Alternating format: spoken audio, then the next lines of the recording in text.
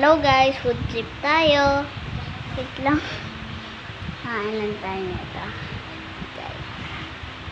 Ay, diba? Kumain ko na ang gulay. Sa mga kabataan tayo. Anong ulam? Kumain din kayong gulay.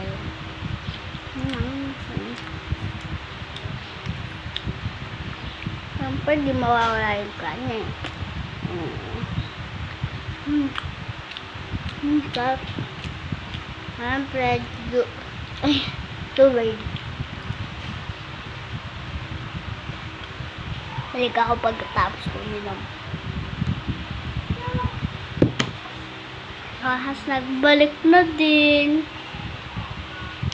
Balik sa food trip. Be. Hindi mo lang ako mag-upload ng dalawang araw. Siguro pag mga hapon lang, be. Hello, be. May ginagawa ang project. Hindi po na hatang